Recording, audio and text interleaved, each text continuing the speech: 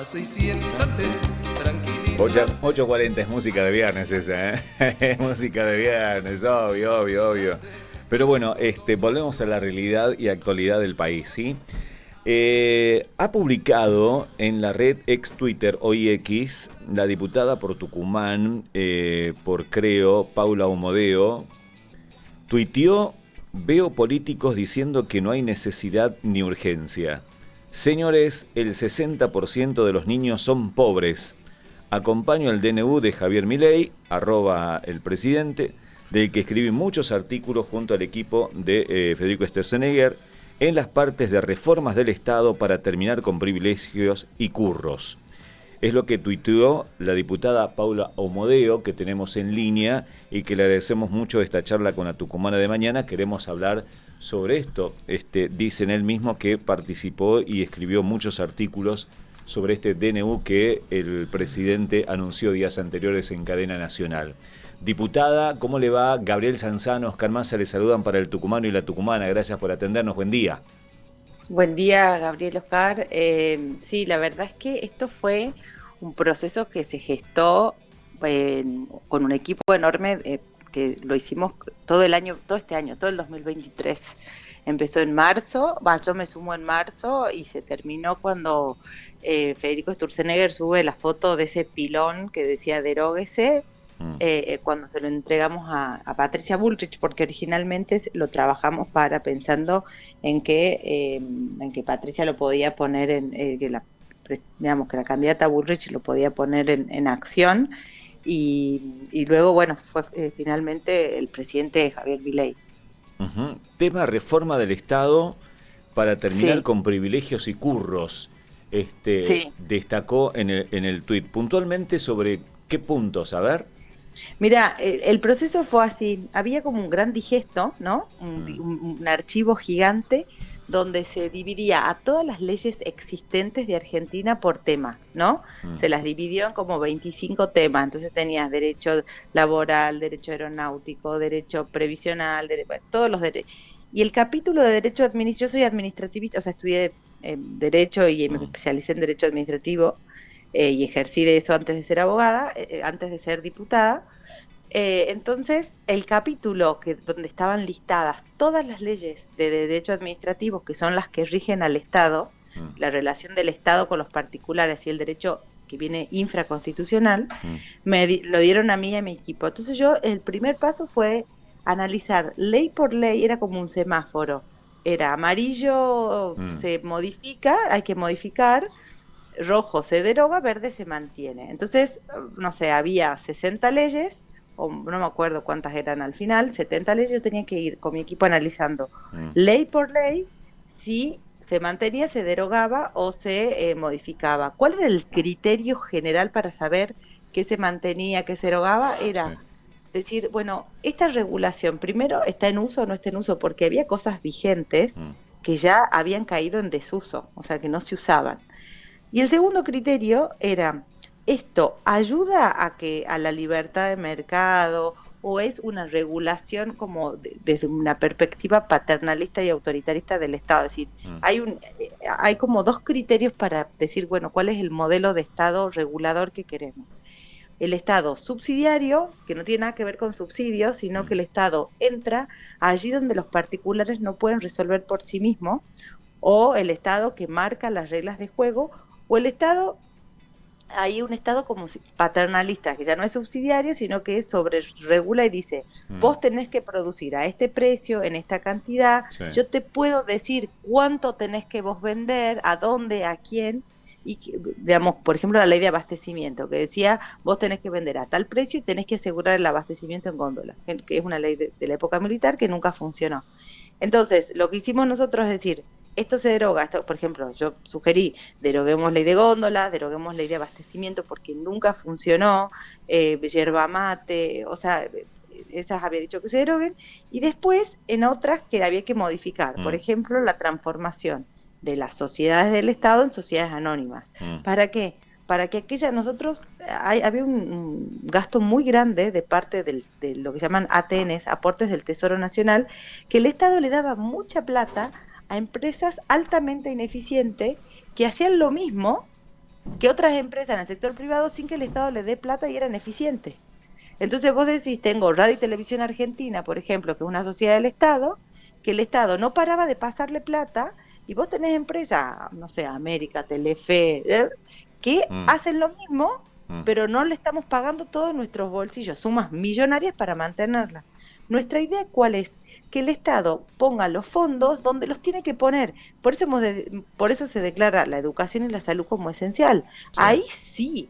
Ahí sí que vayan los fondos. Ahora, a Paca Paca, a Mamá Corazón y demás, no. Y después muchos fideicomisos, ¿no?, que existían, que son fondos de afectación específica, que se nutren de como si fueran de impuestos, porque no necesariamente son impuestos, sino que son a veces contribuciones, etcétera.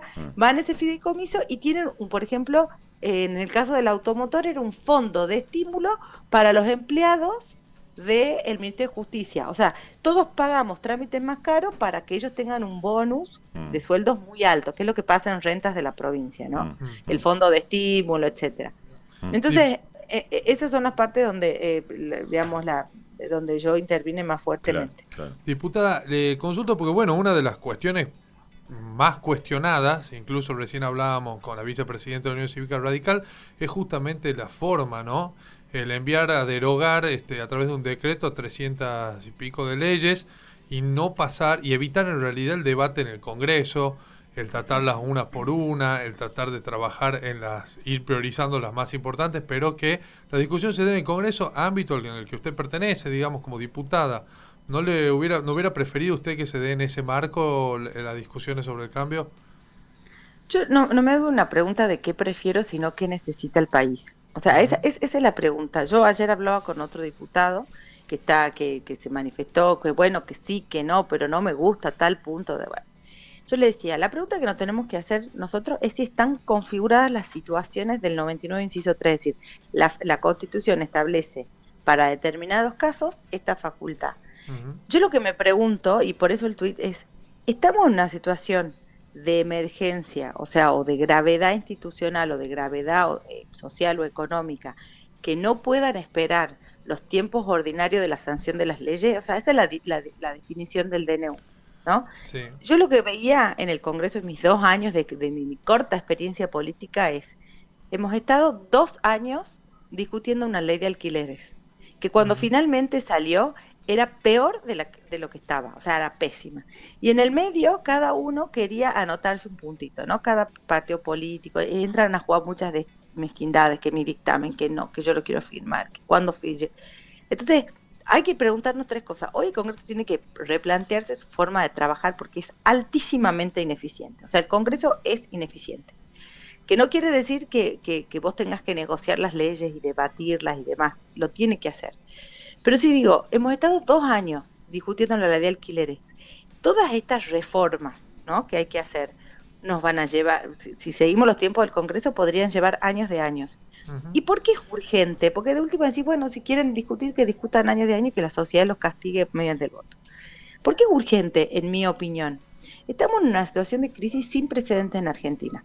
Estamos a la puerta de una hiperinflación, sin reservas, ahora el Banco Central ha empezado a comprar de nuevo dólares, ante comercios y sectores económicos y sociales donde el ajuste los va a llevar al límite, donde te vas a tener que achicar al mínimo para poder pasar esto que se viene ahora, ¿no? Entonces, ¿cuál es la contracara del ajuste? ¿Cómo hago yo para que la gente, en vez de ajustarse, podamos pagar nuestras deudas, podamos crecer y podamos tener sostenibilidad como país? El desarrollo económico, con el crecimiento económico. Entonces, nada va a pasar en Argentina, no va a pasar ese crecimiento si yo no saco esta red, porque esto es una red que se ha forjado a fuerza de lobbies sectoriales, lobbies de determinadas empresas, lobbies de determinadas cámaras, lobbies de determinados sectores, lobbies de determinados sindicatos. Yo cada vez que votábamos un régimen de fomento en el Congreso, que no voté ninguno, tenía nombre y apellido la persona a la que se lo estaban dando.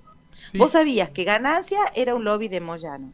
Vos sabías que Autoparte era un lobby de las automotrices. Vos sabías que Cannabis Medicinal era un lobby del radicalismo para darle a Morales que tenía el que tenía plantado en Jujuy. Entonces, cada régimen de fomento era con nombre y apellido. Entonces vos tenés que sacar eso para que podamos crecer y que dejemos de tener ajuste y la gente que genera trabajo, las pymes, las empresas, puedan empezar a crecer. Hoy el sistema laboral que tenemos, el régimen laboral, no es mentira que protege al empleado y al empleador. Es mentira. Lo que hace es que los que están trabajando y trabajan mal, ¿no? Es eso que no permitan que entre gente nueva que trabaje bien, porque es tan costoso tomar una persona que vos decís, se me va uno, me achico, eso te lo dice cualquier persona que tenga un kiosco, una pyme o una multinacional. El régimen, y aparte, al que despiden, tiene una situación de incertidumbre total porque no sabe si va a cobrar. Sí, No diputada, sabe si va a cobrar. esto que usted está diciendo, por supuesto, es respetable, pero no dejan de ser opiniones de usted, y en el Congreso de la Nación es el ámbito justamente para debatir las opiniones de usted con la de otros colegas que pueden o no estar de acuerdo, y a partir de la democracia y del voto de cada uno de los legisladores, ir decidiendo las leyes, ¿no? A eso es lo que me refiero. El debate yo creo que tiene que darse en el ámbito del Congreso, sobre todo de cambios tan profundos. Cambios tan profundos como los que se requieren, que los que se requieren necesitan también de un debate profundo, no de un día para el otro, y menos desde el Poder Ejecutivo, que no debe arrogarse la facultad de legislar. Por eso le pregunto, yo descreo que haya 360 y pico de leyes que necesiten derogarse necesaria y urgentemente. Creo que habrá algunas que sí. Le pediría a usted cuál cree que son las principales. En esto una aclaración. Si esto finalmente va al Congreso de la Nación, o sea, porque el DNU se controla por la bicameral permanente y el que aprueba o rechaza el DNU es el Congreso de la Nación. O sea, no es que el DNU no tiene control. Lo que pasa, acá sí te doy la razón, la ley de DNU que hizo Cristina Kirchner es una ley mala. Entonces yo hoy lo que ponía en un grupo de diputados es lo siguiente. Si nosotros creemos que la ley de DNU, de la que regula cuál es el procedimiento de los DNU, es mala, yo lo creo, bueno, vamos contra la ley de DNU, vamos a modificar, generemos los consensos y modifiquemos la ley de DNU. Soy la primera que se anota para hacer una ley mejor, porque la critiqué toda la vida la ley de DNU. Ahora, no vayamos contra el decreto que va a permitir salir de la situación de crisis en la que está Argentina, si no, no salimos. ¿Y qué es lo que te digo? Si vos a mí lo que me pasaba es que vos tocas de un lado, si yo le saco el régimen de fomento a uno y no le saco el régimen de fomento a otro, yo empiezo hay mucho subsidio cruzado. Entonces yo necesito de alguna manera ordenar la cancha, limpiar, desmalezar.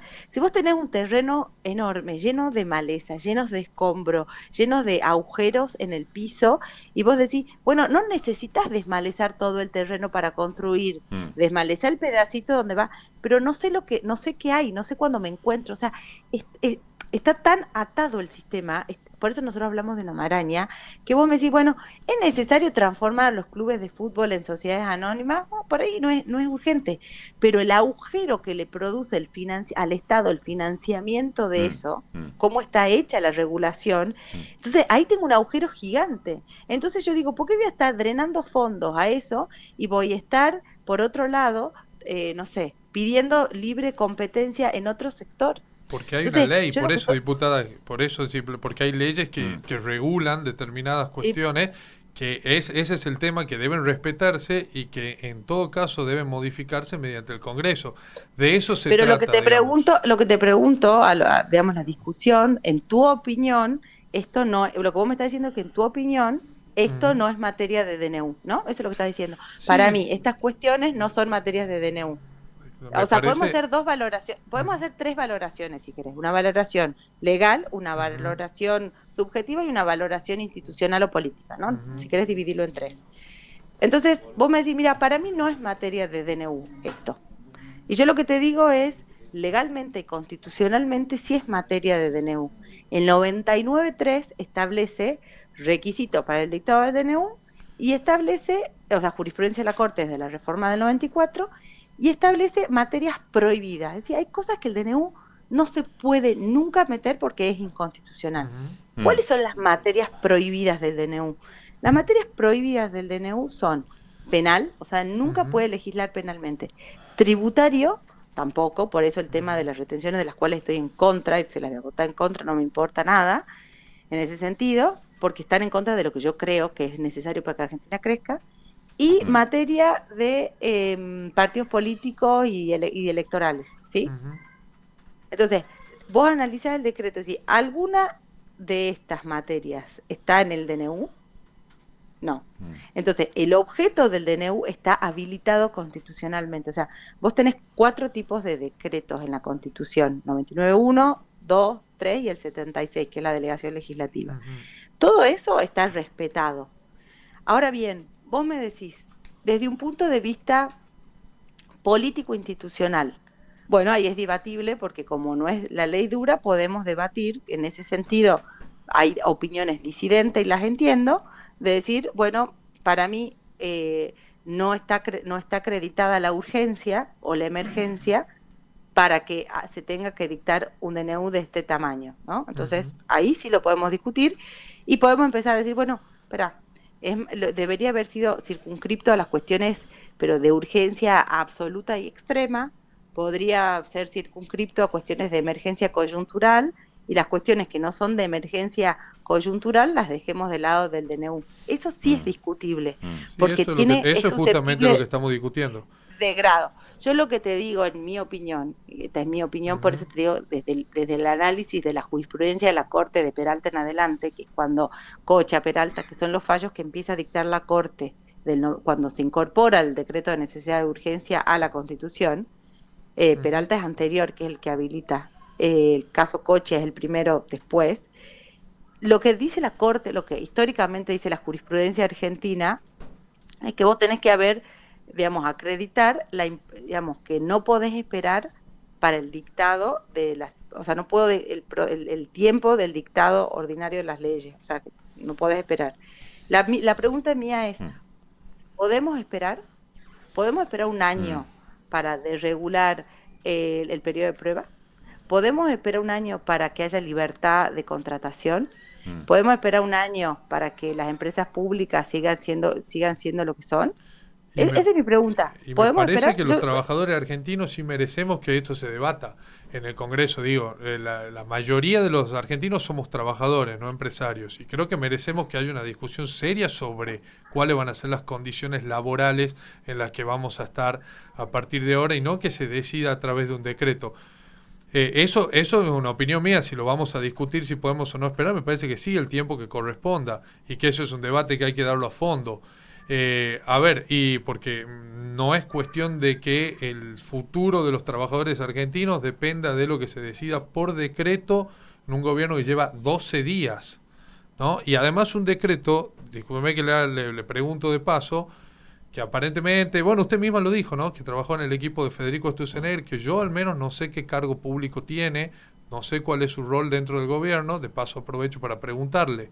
Digo, o sea, un decreto incluso trabajado por una persona que ni siquiera pertenece al gobierno y que, como usted misma dijo, iba a utilizarse con otra candidata, ¿no? Entonces, me parece que sí hay un montón de cuestiones que deben de, por lo menos, debatirse, y sobre todo cuando tienen que ver con el futuro directo de la gente, ¿no? Mira, yo ahí difiero con vos en qué sentido. Vos decís, mira, podemos esperar el debate. Y yo lo que te digo es, con los números que tenemos no podemos esperar, porque estamos hablando de que la gente coma o no coma.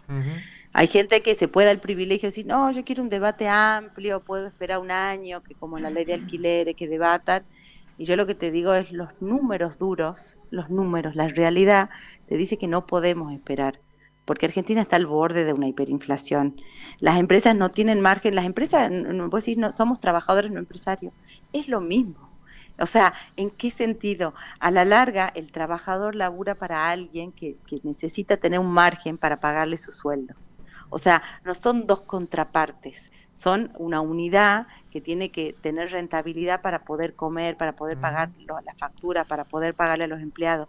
Con lo que se viene, con los precios que se vienen, con la hiperinflación, que en la que ya estamos, con lo que nos han dejado, con la deuda que nos han dejado, yo creo que los números te dicen que no, y no te quiero convencer, digamos, vos tenés tu postura. Yo lo que creo es que, ¿sabés lo que me pasa? Yo soy nueva en política, o sea, ya tengo 2 años, no puedo decir, pero ¿viste cuando sentís que cada uno está peleando, y lo siento en el Congreso y lo veo en la política, cada uno está peleando por su quintita de poder. A mí el gobierno de Milei no me dio nada, digamos, yo no he sido candidata de ellos, no he puesto candidato, no tengo cargo, o sea, yo no he hecho alianza política, no es que me ayude, no es que le debo algo, o sea, yo como creo, nosotros ni siquiera hemos ido con ellos en las elecciones, es un tema de creer que este es el camino que necesitamos para ir adelante. Entonces, lo que yo veo es que están viendo, has visto, siempre están peleándose cómo me posiciono, qué pasa si el gobierno de Milei le va mal, entonces yo después entro, yo me quiero elegir como líder de la oposición, hay unos bloques y unos rejuntes que ninguno piensa lo mismo, pero que por lo único que es el bloque de Pichetto, que lo único que los une son las apetencias personales, y entonces yo lo que digo es, le hablo a las políticas, no le hablo a la gente, le hablo a los políticos que salen a decir estas cosas, a la reta diciendo así no, ¿viste? Entonces yo le digo, usted sabrá que yo no tengo absolutamente nada que ver con esa discusión política de partido, no estoy en ese mundo. Yo le planteo esto desde mi rol de periodista, ¿no? Y como trabajador también, con algunas dudas. Le repregunto, diputada, ¿cuál es el rol de Sturzenegger hoy en el gobierno nacional? Federico Sturzenegger lo hizo como voluntario en su momento, como muy convencido. Él no, digamos, es profesor de Harvard, o sea, no es que labura de esto, que tiene una consultora, etcétera, y lo hizo como convencido por el proyecto. Entonces lo que hizo es sumar gente de distintos ámbitos, agarró gente de las universidades. Ese día yo estuve en la comida donde se le presentó el decreto, había gente realmente trabajando voluntariamente y como muy convencida, fundaciones, expertos en la materia, grupos de estudiantes que aportaron, es decir, el arco de gente que trabajó cada tema se llamó a especialistas que quisieron trabajar ad honorem y por un convencimiento de que este era el camino para salir adelante. Y se lo puso a disposición como quien hace una ofrenda floral. Sí, en vez de darte una palmadita y decirte éxito, yo te pongo esto sobre la mesa. Si a vos te interesa, y estuvo Patricia Bullrich en esa comida, y dicen, mira, este es el trabajo que hicimos nosotros. Después estaban la Fundación Alem, la Fundación Pensar, cada uno laburando en un proyecto de gobierno. Claro. Y lo mismo se hizo con Milei, o sea, lo mismo se hizo. Le dijo, yo no, por ahí termina siendo funcionario, por ahí no termina siendo funcionario, por ahí tiene un contrato, no tengo idea. Pero lo que se hizo en su momento fue decir, a ver, necesitamos de gente que esté dispuesta a ponerse al servicio. Y el decreto fue eso, fue qué Argentina miramos para adelante, qué es lo que queremos, como hay un montón de fundaciones que lo laburan en ese sentido. Claro. Y yo con mi equipo fue como pensar, che, agarremos todo lo que nos sirve, la cantidad de cosas que había dando vueltas que eran muy perjudiciales, y aparte ni se usaban. Había una ley que regulaba las cuestiones azucareras de 1970, cuando ni siquiera se producía alcohol en Tucumán, y era para asegurar el abastecimiento de azúcar en Argentina. Eso ya no existe porque casi no se exporta azúcar. Bueno, yo entiendo que hay muchas cosas que debían modificarse. El tema es la forma, en algunos casos, y en otras el fondo. Le consulto, aprovecho la oportunidad porque me parece interesante. Usted conoce, entiendo por temas familiares, bastante lo que es el sistema de la obra pública, cómo se llevaba a cabo, y si cree que los cambios que hoy se pregonan realmente son viables, y si las empresas privadas hoy están en condiciones de asumir ese rol, ¿no? De por ahí satisfacer la demanda de la obra. Mirá, si yo sé de obra pública es porque me especialicé en Derecho Administrativo, porque no tengo nada que ver con lo que decía mi abuelo y mi tío, era muy chiquita, pero sí conozco la situación de los empresarios tucumanos. La obra pública, hay distintas miradas de cómo llevarla adelante a la obra pública. Yo lo que creo es lo siguiente, que si cuando los contratos que están en vías de cumplimiento sería muy bueno que se terminen porque ha habido una previsión de parte de los que han licitado y tienen garantías para eso, y creo que en el momento donde realmente no hay plata para nada hay que analizar muy bien si se lleva adelante o se continúa por un tiempo la obra pública. Yo creo que hoy, en la situación que la que estamos, es como, yo quiero agrandar mi casa, bueno, sí, pero no se puede porque no hay plata. O sea, esa es la verdad. Y creo que sí hay otros modelos exitosos, como el ejemplo de Chile y de otros países, donde se pueden llevar a cabo, con obras sin que el Estado la financie de manera directa, sino de manera indirecta. El otro día igual, esto como para destacar, todos los diciembres en Tucumán se hacen unas jornadas de homenaje al que fue el economista más, o uno de los, si no sé, al lío, de los economistas más importantes que tuvo Tucumán, que es Elías, Víctor Elías, que falleció el año pasado. Y en uno de los trabajos que se presentó, de un chico tucumano, investigador del Banco Mundial, muestra que el modelo mixto termina haciendo que la obra salga más cara. Entonces, yo creo que hay que buscar un modelo donde podamos mantener lo mínimo y esencial para las obras que estaban en curso de ejecución, suspender lo que no era necesario, lo que no era urgente, porque si es urgente dictar estas leyes, también estamos en una situación de urgencia donde no podemos gastar en nada que no sea imprescindible, y buscar como solución y para empezar a crecer, como decía el gasoducto de Néstor Kirchner, los pagamos todos y fue carísimo, y perfectamente lo podrían haber pagado las empresas que necesitaban sacar su producción a los puertos. Entonces ahí vos o la verdad que para que hagan la autopista a las termas, que le mandaron 500 millones de pesos a Jaldo y que siguen ahí nivelando el terreno, o las de Lázaro Báez en Santa Cruz, entonces uno se pregunta, hay que rediseñar el sitio. Yo trabajé en la modificación de la ley de obra pública también, no entró, pero yo la presenté como parte del deróguese. Diputada, se nos está yendo el tiempo, la verdad que es amplísimo el tema. ¿Le puedo pedir la semana que viene poder entablar una nueva conversación? Porque nos parece muy interesante. Han quedado preguntas muchísimas. A mí el tema de la ley de abastecimiento, el tema de la libre competencia y todo lo demás que ha planteado y que entiendo que también ha trabajado en esto o junto con Sturzenegger estuvo trabajando sobre esto. Sinceramente me generan muchas preguntas sobre el tema, teniendo en cuenta que hay un monopolio en la Argentina entre 4 o 5 nombres que manejan la materia prima en la Argentina, ¿no? Y cuando hablamos de libre competencia y todo lo demás, si hay 4 o 5 personas que manejan esto, me genera muchas preguntas sobre esto y que terminamos pagándolo todos, ¿no? Pero bueno. Justamente el mal uso de la ley de abastecimiento la hemos terminado pagando todos, así es. Bueno, por eso digo, a mí me desprende muchas preguntas sobre el tema, pero bueno, se nos va el tiempo. Cuando quieras lo hablamos. Me encantaría conocer un poco más en profundidad. Le agradecemos esta charla con la tucumana y el tucumano. Felices fiestas, diputada, gracias por atendernos. Felices fiestas para ustedes, que estés muy bien, hasta luego. Hasta luego, muchas gracias. Bueno, la diputada nacional por Creo Tucumán, integrante de la coalición Juntos por el Cambio, diputada por la provincia, charlaba con nosotros. Bueno, es amplísimo, Gaby, ¿eh? Es amplísimo. Sí, por supuesto. Me parece que es amplísimo y discutible. Y bueno, obvio, son 360 leyes. Sí, discutible. Así que por supuesto que es un tema amplio, y de eso se trata. Me parece que de debatir, ¿no? Y que no hay que evitarle a los debates y no hay que evitarle a las discusiones y a escuchar posturas y a... Pero con altura, ojo, supuesto, con altura, ¿no? Por supuesto, en eso creo que coincidimos todos con altura. Como corresponde, digamos, ¿no?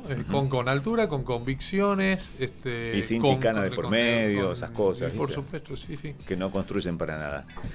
Gaby, un deseo para la Navidad, decime, dale. Bueno, que tengamos... Es que ya nos vemos nosotros. Me acabo de dar cuenta. Sí. Bueno, no sé, feliz Navidad para todos, que la pasen, que la pasen de la mejor manera. Siempre hay una mitad de vaso para brindar, ¿sí? Llena, y bueno, es el momento de levantarla y aferrarse a eso, ¿no? Y pasarla con quienes cada uno deseen y de la mejor manera posible. Así que bueno, felicidades para todos. Nos queda todavía una semana más. Después haremos conclusiones del año. Sí, después será lo del año. Sí, después será el año, pero lo que feliz Navidad para todos. ¿Vos? Es la Navidad. Vos sabés que, a ver.